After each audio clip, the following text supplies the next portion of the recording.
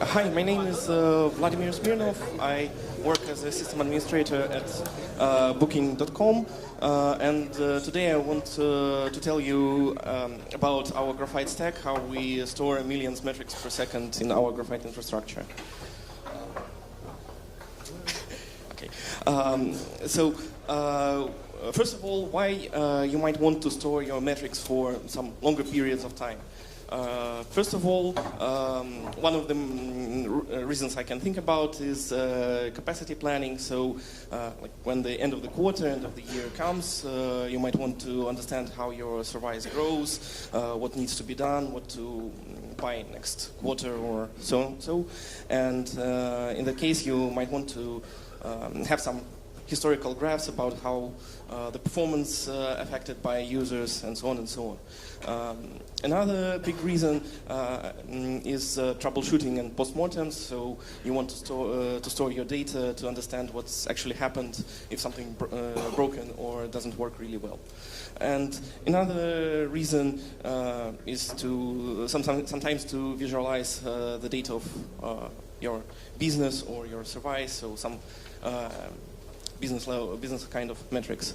And those, I think, the biggest reasons, and of course there are much more than this. At Booking.com we choose Graphite several years ago, I think in 2011 or something like that. What is Graphite? Graphite itself describes is that it can do three things really well: keycast, chew bubblegum, and make it easy to store and graph your data. So basically, Graphite is a set of components quietly tied together. It provides you an easy-to-use API, so you can send a metrics using text protocol, which you can just run bash, echo, blah, blah, blah, and netcat, and it's sent. You can query those data using HTTP API. Basically, you can get a JSON, so that's one of the reasons why Graphite became popular, and developers really like it because of its simplicity. Of course, it's modular, so you can replace or tune your components individually, and in case you need to replace something, you can easily do this. But when you try to store your performance data or monitoring data, you'll come up with some really complex setup. Because of the high availability reasons, you might want to end up using several data centers or availability zones. You'll have a set of front ends, a set of back ends, a set of storage servers, and some metrics producer. So the scheme will be kind of complex, and most probably you'll end up with something that looks like this. But there are several problems, at least for us, there were several problems with the schema. So first of all, Carbon Relay was a single point of failure, so you need to have some sort of centralized one, or you need to modify your applications to do the failover by themselves. It was also really hard to scale because at the point in 2011, the Graphite clustering was not working really well. When you add more servers, it became slower and slower, and so on and so on. And in case you have a server-wide failure or data center-wide failure, you'll end up having servers with different set of the data, and it's up to you how to synchronize them. And sometimes it was kind of tricky.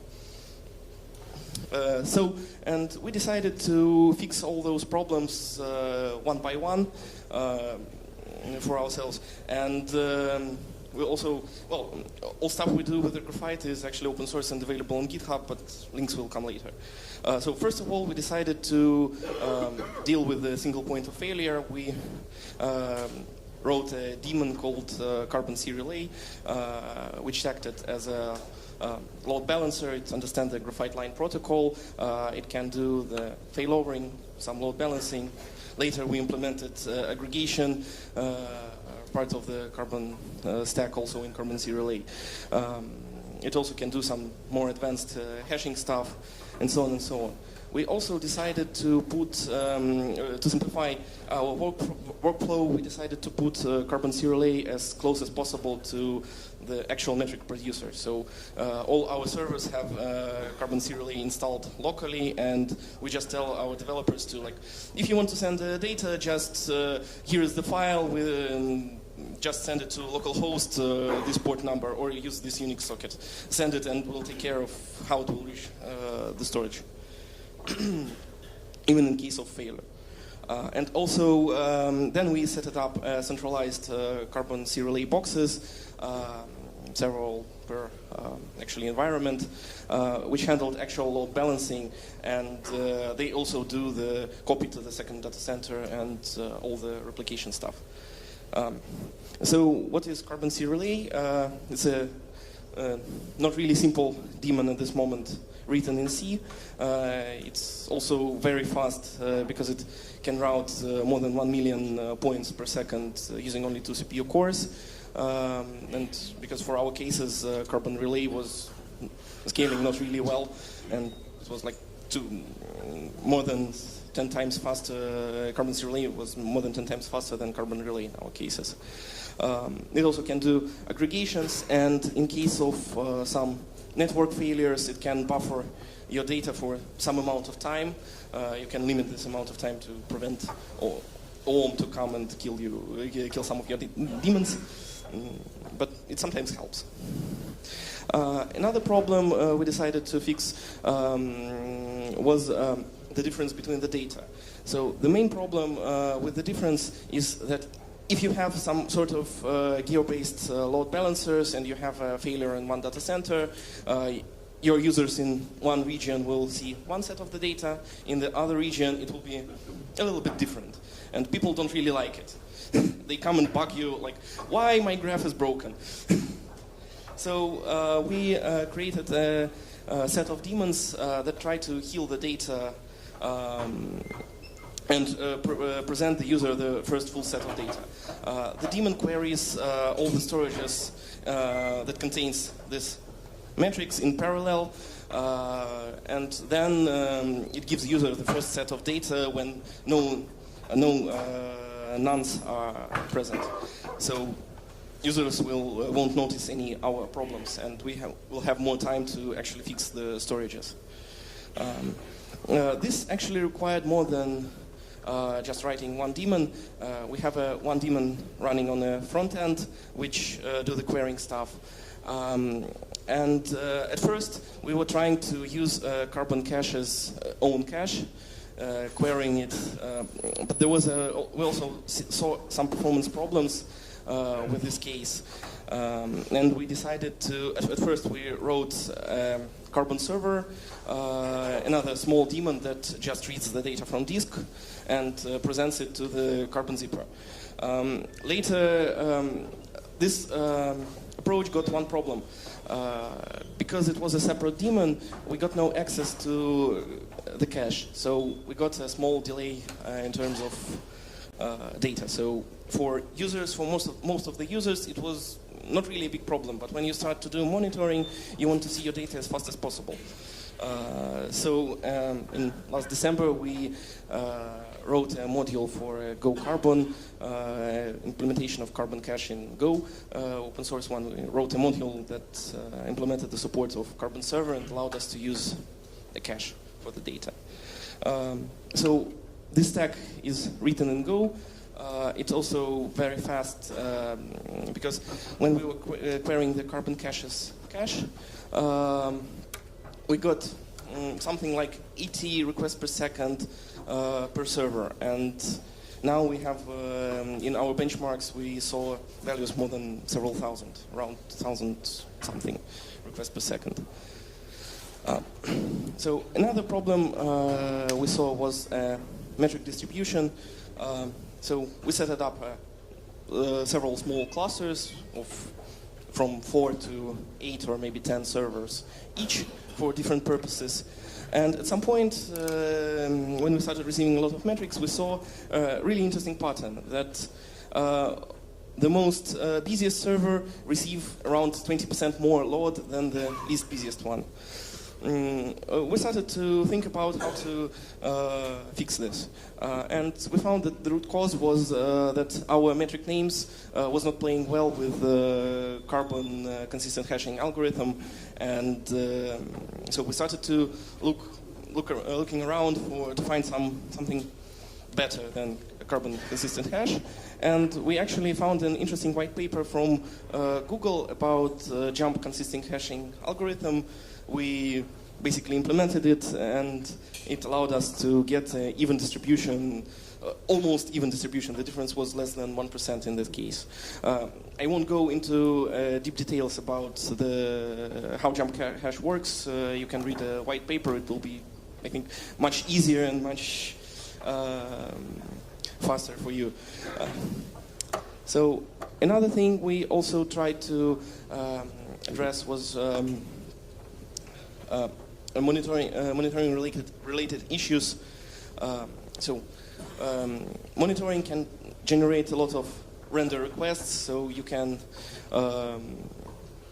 people tends to do some sort of heavy queries, like I want to know about all my servers and check something like CPU usage on the busiest server.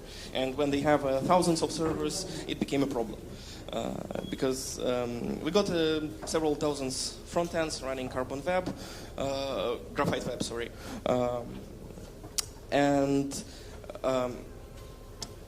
When we started doing monitoring, we saw that people do a lot of requests, and Graphite Web uses really a lot of CPU. We tried to fix it, optimize it, play with it, but in the end we started also writing our own implementation of Graphite Web in Go called Carbon API, and that allowed us to serve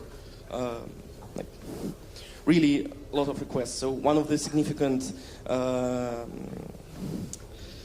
pros of switching to Carbon API was that our average response time on the same amount of the machines reduced from the around 15 seconds, it was average, to around less than 1 second, basically. It also, because it was much faster than Graphite Web for our cases, it also allowed us to do more complex queries, and we actually started to encourage developers and other admins to do aggregations like afterwards, so send the raw data and try to do aggregations using the Graphite Web's math functions. Because with the Graphite Web, if you have thousands of metrics, it can take some time to actually even render them, even to fetch them. And also at some point, we decided to split up our code base, and all the expression stuff, all the Graphite functions are also available as a library, so you can also try to implement your Graphite compatible API without because other parts are quite tight coupled with our zipper stack and requires the zipper, but you can use the library to implement your own storage mechanisms on top of it. Another thing we started to thinking about is how to actually replicate your data. So, for example, you have 8 machines you have in one data center, and you want to have some sort of redundancy. You're starting sending metrics, and you're looking to distribution, and in case of replication factor 2, what will happen? That your relay will calculate the hash exactly 2 times, and your metric will end up on 2 different boxes. But we decided to actually find out maybe there is a better way to distribute those metrics. So another way for those 8 machines is to just create 2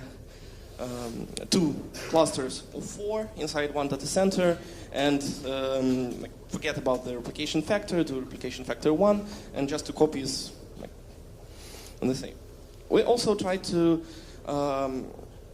play with just doing the replication factor 1 to separate clusters, and but having 2 different hashing algorithms in each of the cluster.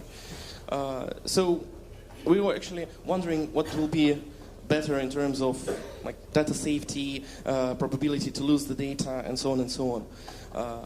And we created a small program just to simulate the failures, like fed it up the list of metrics we've got, simulated several failures, and like created some graphs. So, for example, this is actually the amount of lost data in the worst case. So, if like two servers that contains actually some amount of the overlapping data will fail.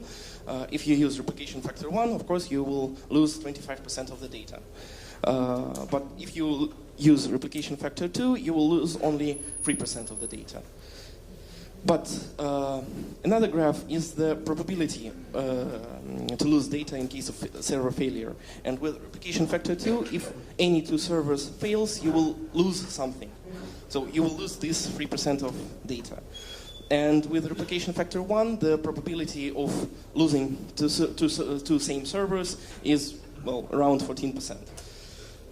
So in that time, we got some also problems with the hardware. You always have some problems with the hardware if you have some large-scale setup. And that's why we actually switched to having replication factor 1 and 2 clusters per data center. So what we currently have is quite complex and big setup. We have 32 front ends. We have several hundreds requests per second on the front ends. And because they are kind of complex, usually one request contains around from 10 to 1,000 metrics. That's why we have around 40 individual requests per second and peak. We have more than 100 terabytes of data, and because of this we have several hundreds of storage servers, because, well, Graphite really likes SSD, and we, well, you can't do anything with this. And SSDs are kind of small, and that's why we have this many servers. And in our setup, at this moment, we have more than 2.5 million unique metrics per second, and because of replication factor 4 in total, so 2 copies per data center, 2 data centers, there are 10 million metrics per second that's actually stored. And actually this value is also growing really fast, because half a year it was less than 2 millions. So, and we also have a lot of plans. We actually currently we're working on getting some sort of metadata-based search for the Graphite in Graphite compatible way. So having tags, like, well, you want tags in 2017.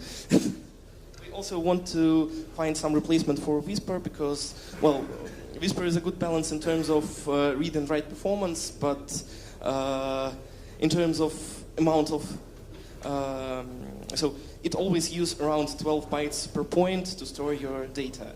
And well, in 2017 we have a lot of white papers about some compression algorithms, a lot of other systems that implement them, and we want to play with something that might allow us to like, reduce this to at least 8 bytes or maybe even less.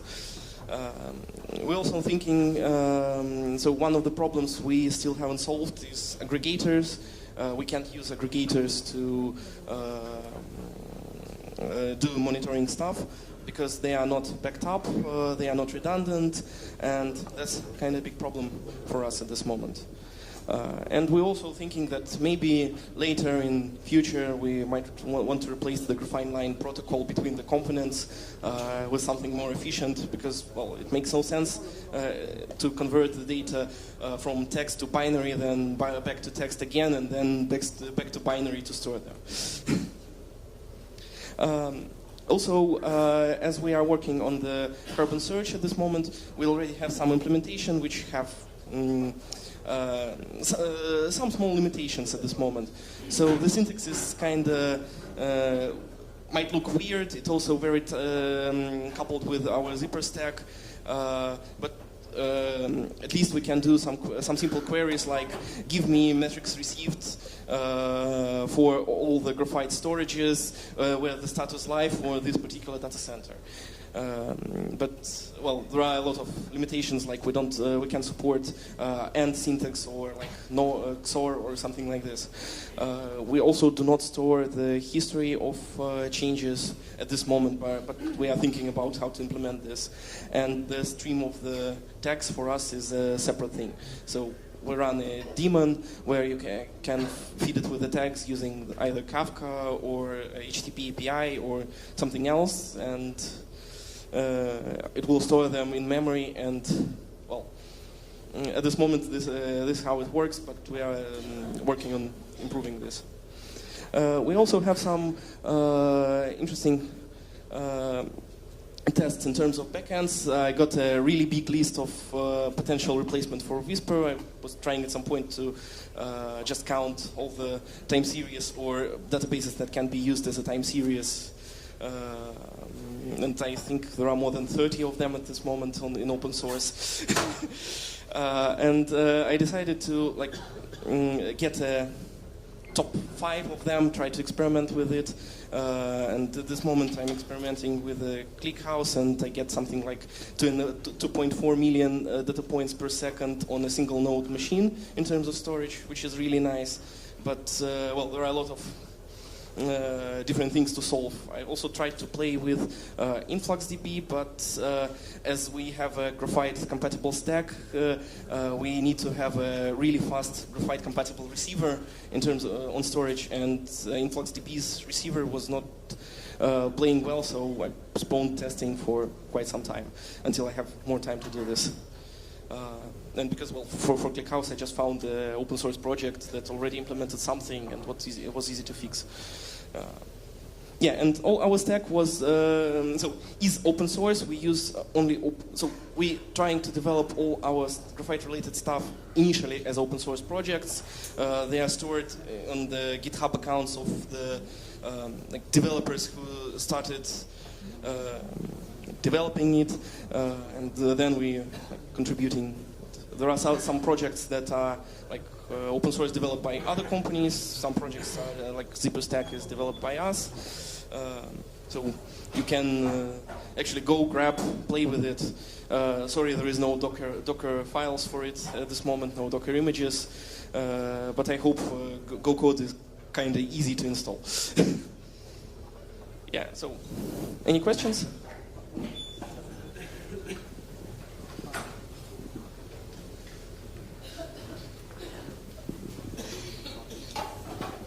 Thank you for your presentation. Have you ever evaluated Cassandra as a backend for Graphite?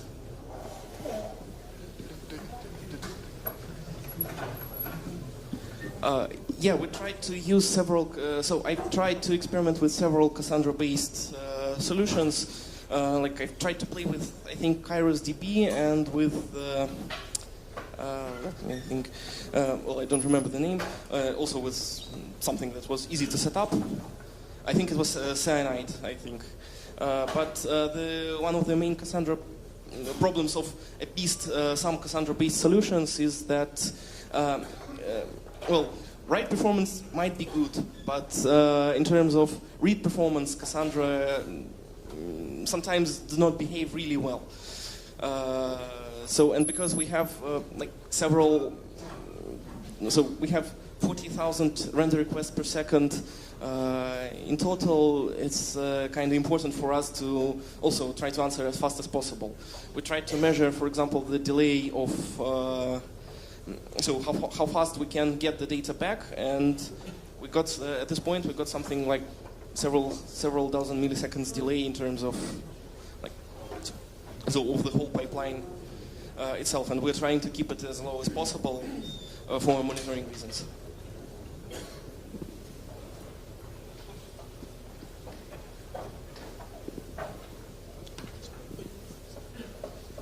Hi, thank you for the presentation, really interesting. I have two questions, quick one.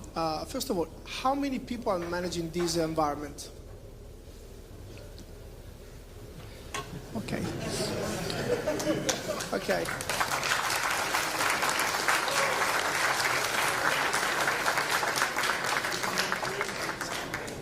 How are you monitoring it? And how many servers are you using for this system?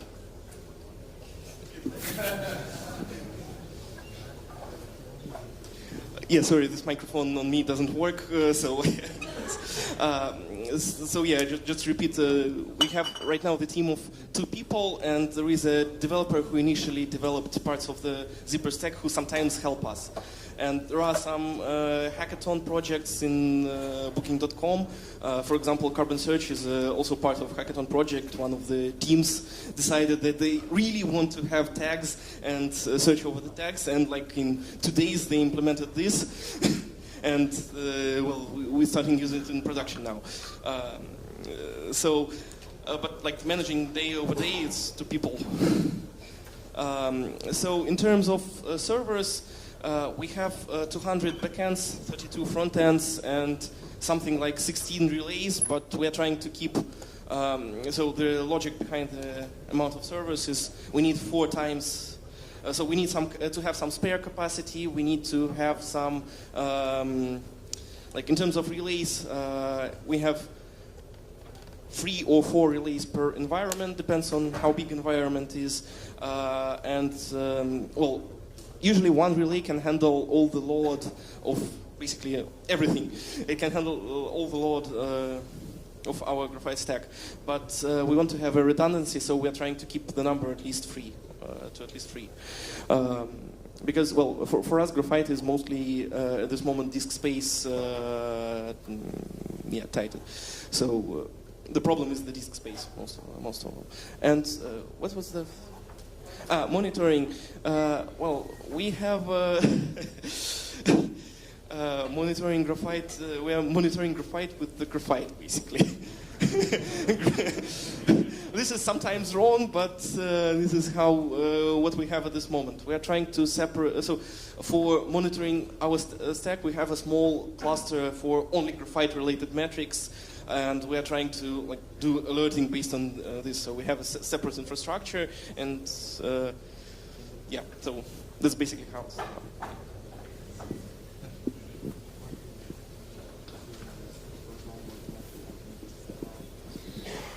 Two questions. The first is, could you please display the slide just before this one for a moment? Yeah, thanks. And then I'll ask the other question. You talked about replacing Whisper. There's been such a cacophony of proposed time series databases recently, including Influx and a bunch of others. Can you comment on why none of these are what you want, or sort of what your criteria are that makes you reject all of these proposals that are in the open source market of late?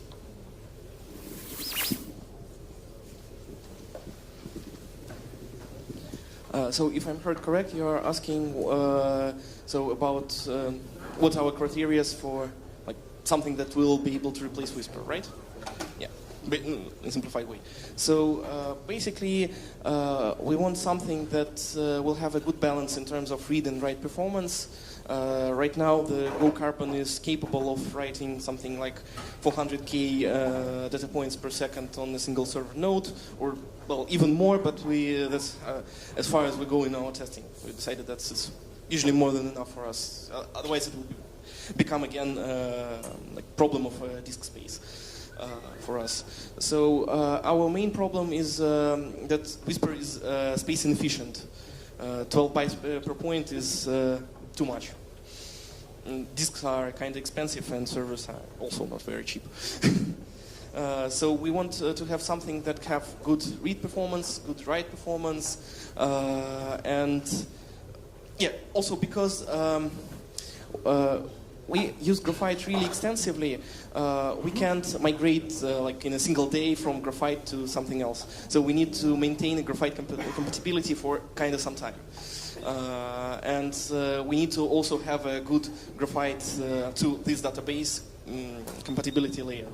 So, and as we are a team of only 2 people at this moment. We don't have really much development resources and so on. So we are trying. So I'm first prioritizing those databases which have already in open source something that works more or less well for us.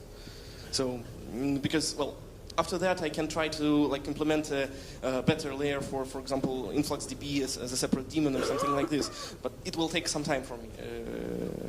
Yeah.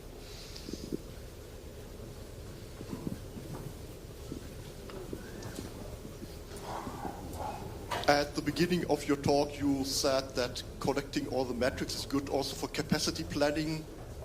Well, in capacity planning, you don't look at for a week or a month, but you probably look for 2 years. Is that possible? And how? Because you would read possibly all data.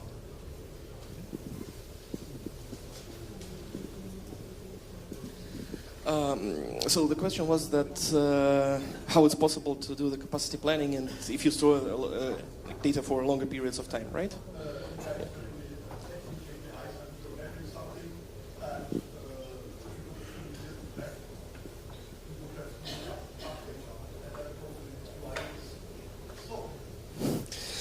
Yeah, well, we actually really extensively use the retention periods, so we're trying to force the developers and people to define some good retention schema to just decrease the precision of the data, do some aggregations, and so on and so on.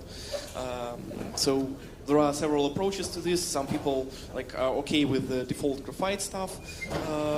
Some people prefer to do this by themselves because they know their data and they know how to actually reduce it. And this actually helps a lot for this.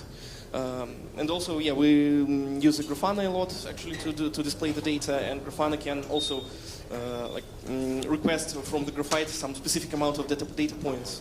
Also, Go code helped us to migrating to Go helped us to display those stuff a little bit faster than usual. And well, for capacity planning, you don't need to actually, you can wait for a minute or 2 minutes even for displaying your graph, because you usually do not need it every day, every 5 minutes, every hour. So, yeah.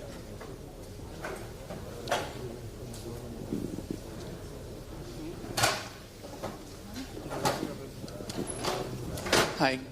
So if I want to collaborate with you on this project, do you have any detailed upstream reference to how to set this up with all of these different components? Well, about how to set this setup up. There is no. We have some plans maybe to implement a Docker image or something like this with reference setup, but again, this takes some time, and usually we have something more high priority than this. For most of the daemons, there is a README file with the example command line and options. So there is no guide yet. We are thinking about implementing the proper guide about how to set this up, with some examples and so on. But well, there is only README files at this moment.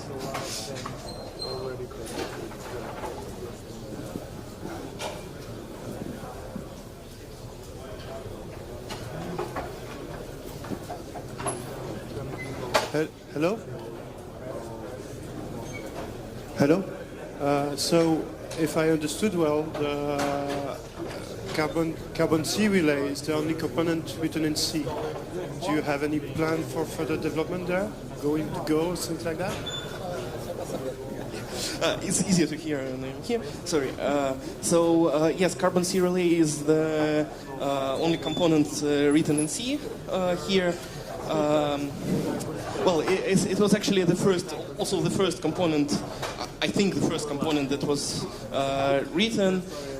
We actually have some plans in trying to rewrite it in Go and maybe see if it will work at least in some cases. For example, replace the carbon C relay on the machines, because Go code is easier to deploy, easier to debug. It's much easier to ensure that it's actually stable and run. So yeah, we have some plans in this.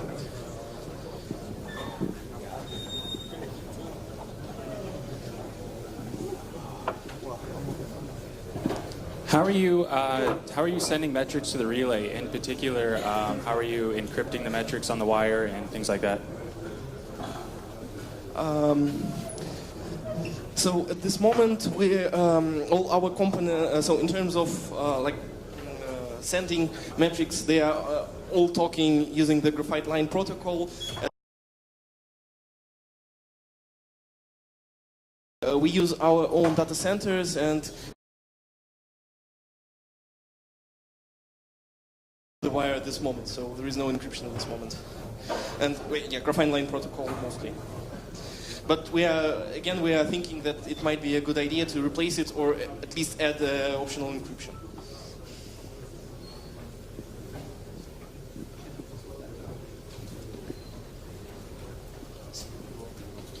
So you said you had 200 machines with SSDs. Like, how do you manage resharding? So you must have been adding much more. So how do you, like, it's not as like add 10 machines, you need to reshard it essentially. How do you deal with it? And it's like a corollary to this. Did you think about like actually moving from SSDs to HDDs, like, you know, for old data, you know, you won't need as fast like a year ago, you don't care. Thank you.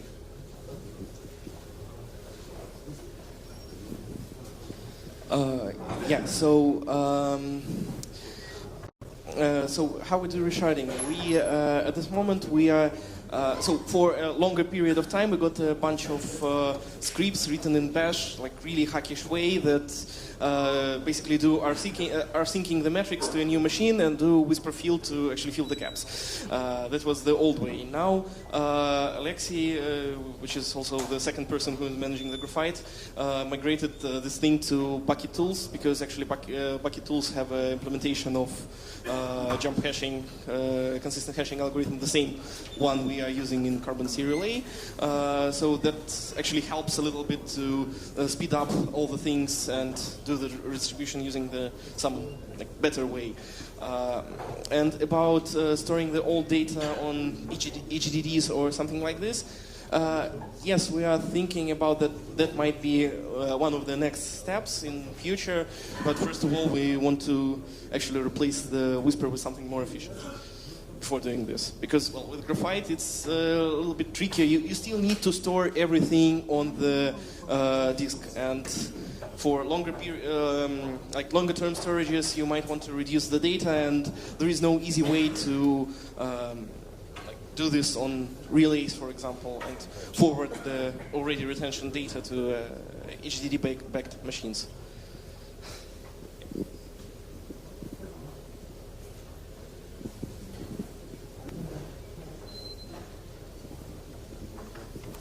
Hi. How do you manage the renaming or deletion of older metrics that are no longer used, or just because the developers changed the naming convention or things like that?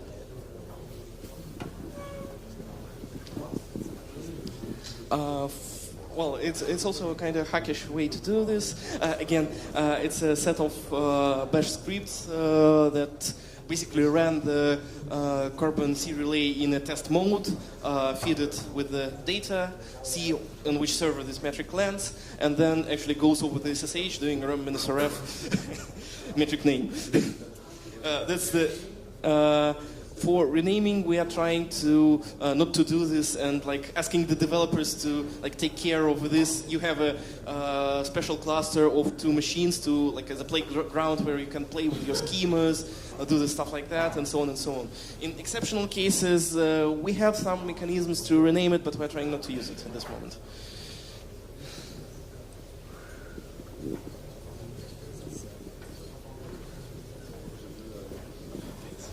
Talking about metrics and naming, how did you solve the fact that you have 130 terabyte of data as live data? So how long is going to be? How long is the time windows for 130? Is 1 month, 1 year, more or less? And also, how you ask the developer not to write strange naming? So did you create a nomenclature, like a documentation that the developer has to follow? How often they have to send metrics, or how you're limiting them? They, for example, not fill the entire disk with a stupid metrics in production before you notice it.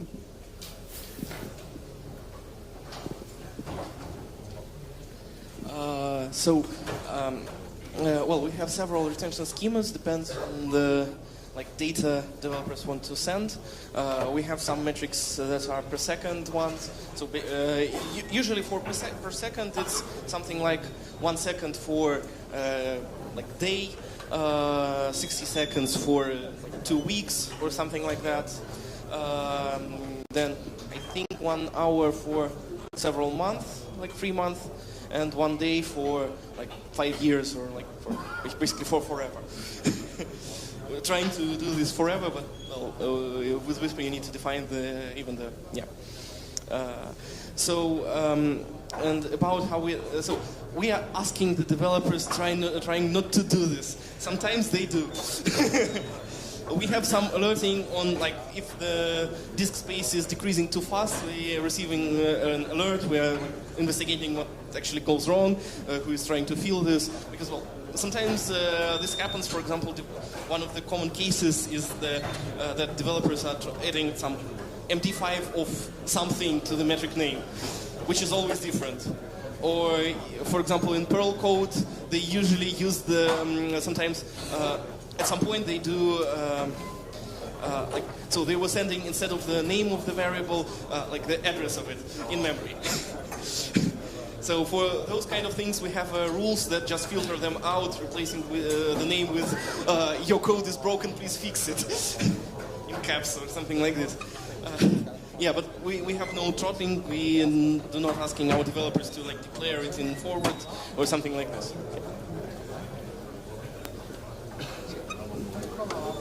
That's it.